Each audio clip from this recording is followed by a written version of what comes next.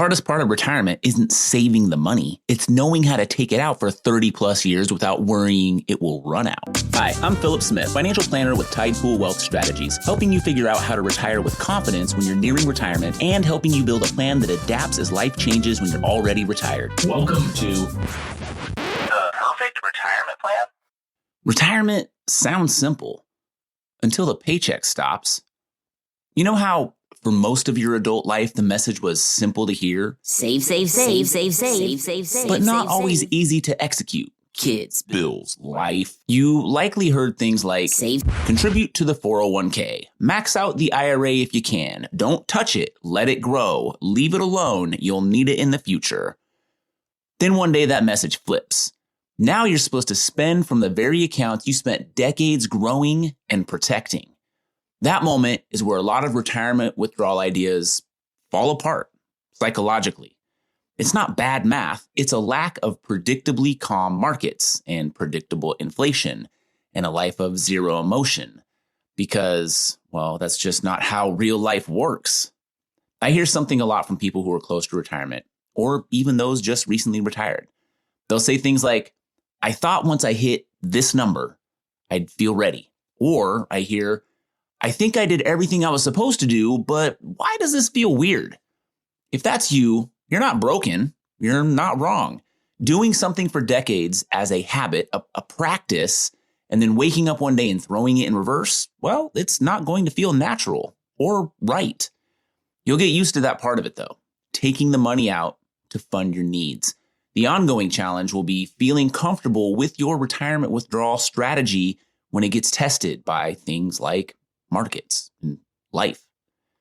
And with that, here's where we're heading today. We're going to start with why the 4% rule became so popular in the first place and why it can sound comforting and easy.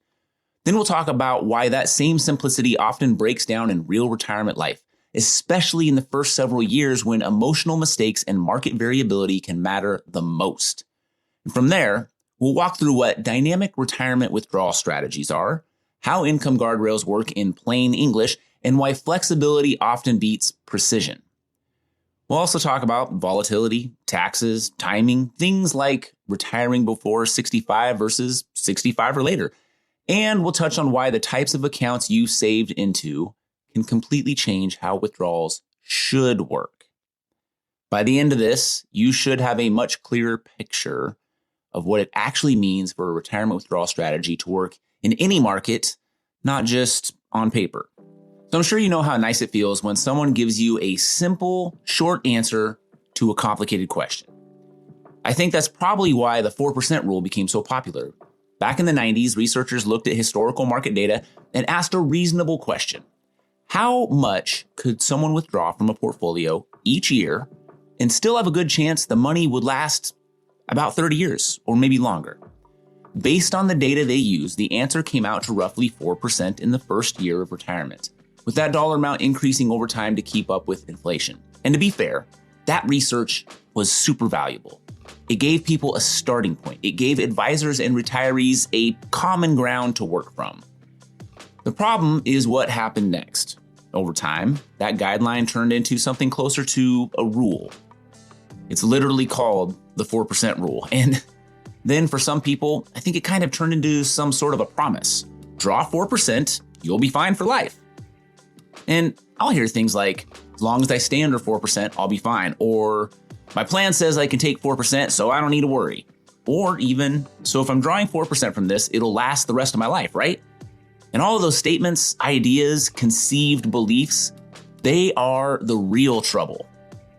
Because as my compliance will often remind me, there are no guarantees.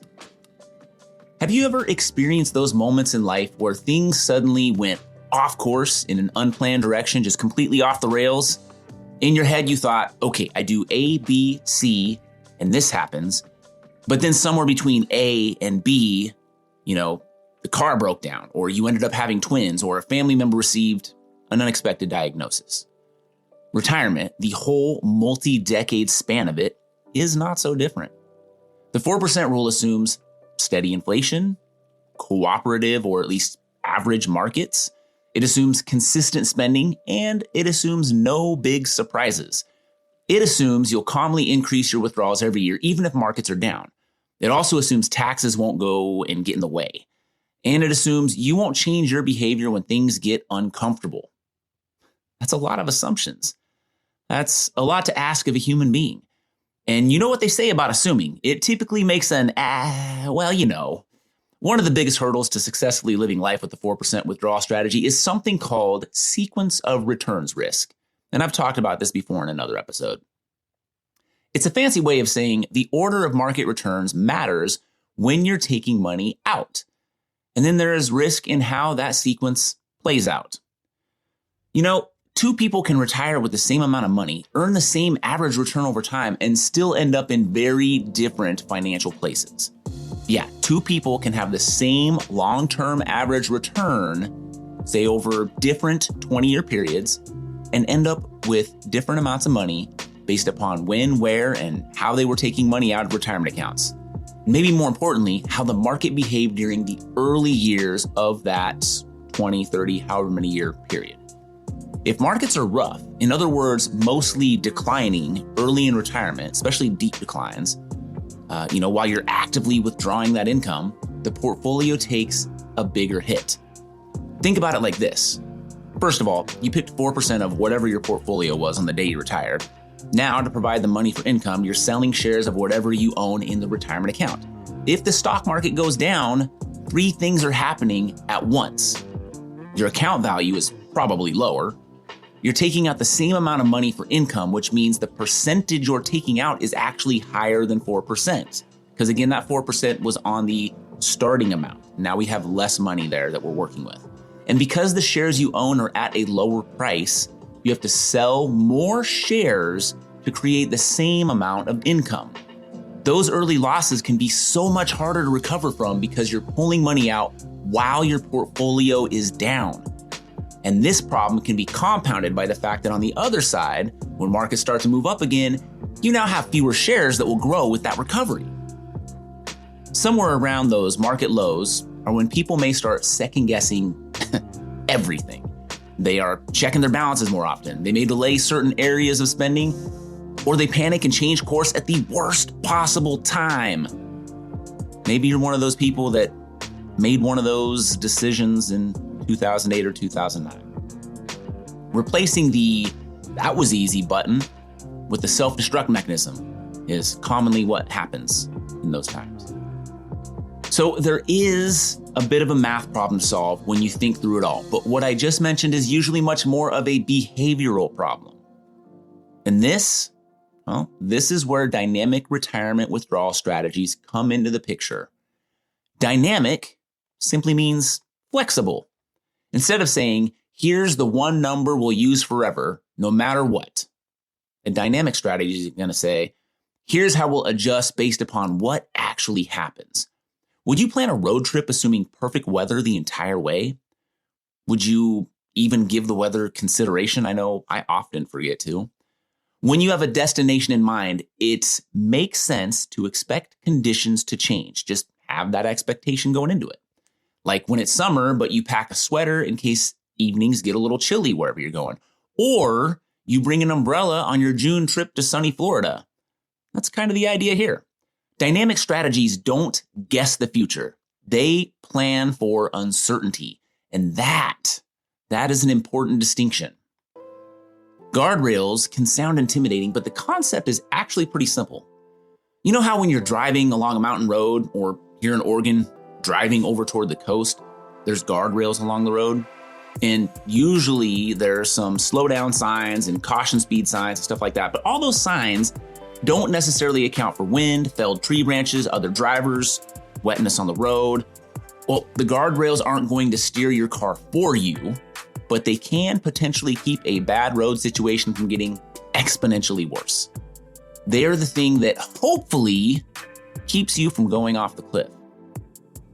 And in retirement, income guardrails work the same way. Now, I think this is where I need to slow down and be very clear, because this is the part most people misunderstand. Income guardrails are not about day-to-day market noise. Your portfolio is going to go up or down a little. That's totally normal. That's just expected. That alone doesn't trigger anything to happen with these income guardrails. Guardrails only come into play when you're veering off the road, not just crossing over the center line briefly. So what we're talking about is when the portfolio moves far enough that it crosses a predefined line. Now, here's how this usually works in real life. When you retire, we establish a starting portfolio value and a starting withdrawal amount. Pick any number you want in your head, say $1 million. That becomes the reference point. From there, we set clear rules in advance, that's planning, for what happens if the portfolio grows well beyond expectations or falls meaningfully below them. Meaningfully below them. Sometimes words are hard to get out, you know? So for example, you know how people often express the worry, what if the market crashes right after I retire?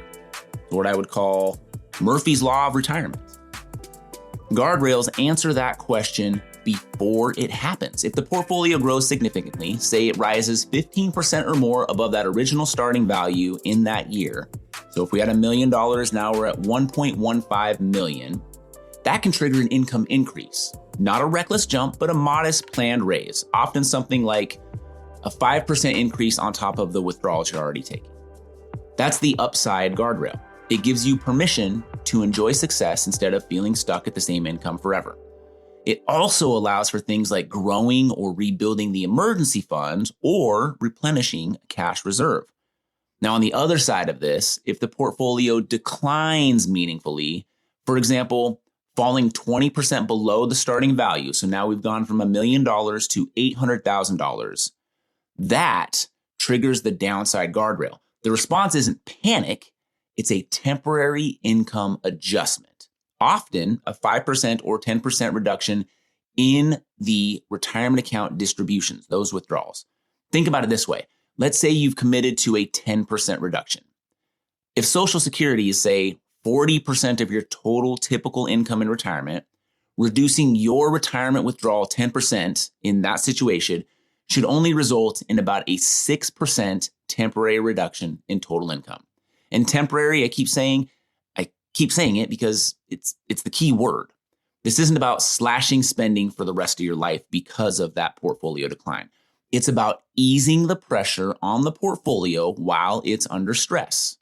When the portfolio recovers and moves back toward that median value, the income constraint can be alleviated. You know how much calmer it feels when you already know the plan? That is the power of guardrails. That is the power of this dynamic spending strategy. Instead of asking, should we do something reactionary right now? The question can become, did we cross a line that we already agreed would trigger a known change? If the answer to that second question is no, then you stay the course. If the answer is yes, though, you simply follow the rules you already created. This is also why guardrails can allow for a higher starting withdrawal rate than that more rigid approach of the 4% rule. Since you've already built in a response for both good markets and bad ones, the strategy doesn't rely on perfect timing or perfect behavior. It relies on discipline and pre-commitment.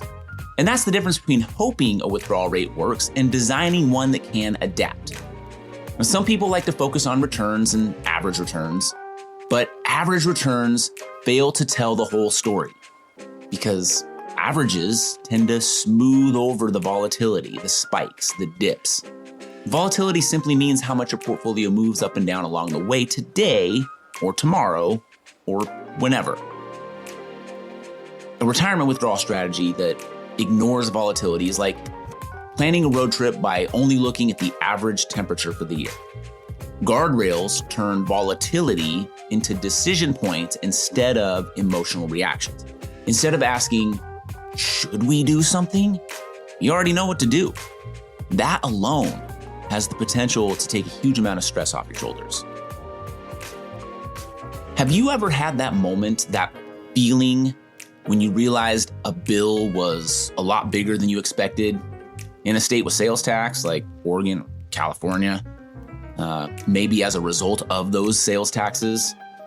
That happens in retirement too, kind of. Because not all retirement dollars are taxed the same. Money from traditional retirement accounts is usually taxed as ordinary income. When you hear traditional, think pre-tax. And when you hear pre-tax, remember that it means not yet taxed. Tax-deferred growth, that means growth that has not been taxed yet. Not yet, therefore meaning it will be eventually. Like when you take it out for retirement income. Now, Roth money is generally tax-free if rules are followed. What we'd call qualified Roth distributions. Qualified distributions are 100% tax-free. Now, taxable accounts often follow a different set of rules altogether. They have capital gains, potential for capital losses. It's a completely different federal tax bracket structure.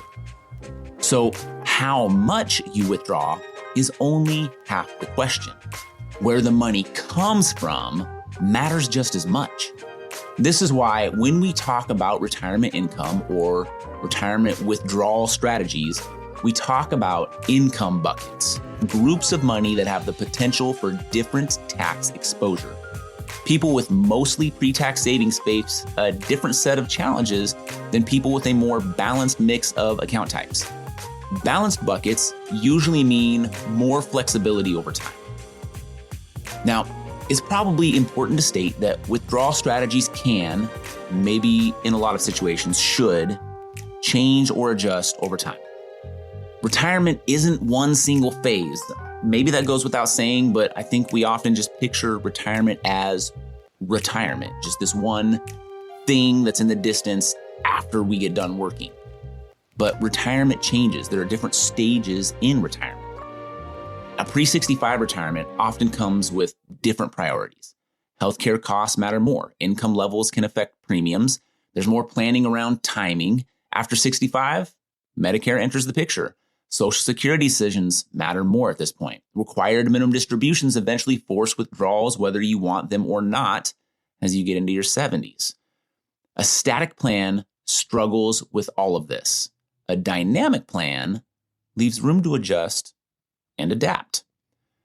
A withdrawal strategy that works in any market doesn't promise perfect outcomes. It tries to avoid those rigid rules. It makes a best effort attempt to plan for change. And it may be a great way to give you clarity instead of guesswork. I mean, I'm a financial planner, so it goes without saying that I like the idea of planning ahead. Now, maybe most importantly, it being the withdrawal strategy, inherently gives acknowledgement to the fact that life is not static. You're a person trying to enjoy the next chapter without constantly worrying about money. All right, let's take some action on all of this.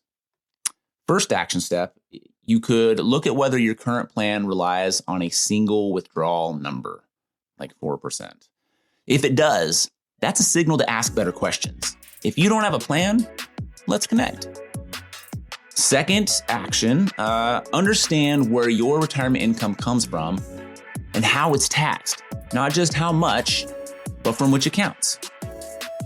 Third, think honestly about how flexible your spending really is. Where could you adjust if you needed to? Could you reduce if your portfolio needed you to?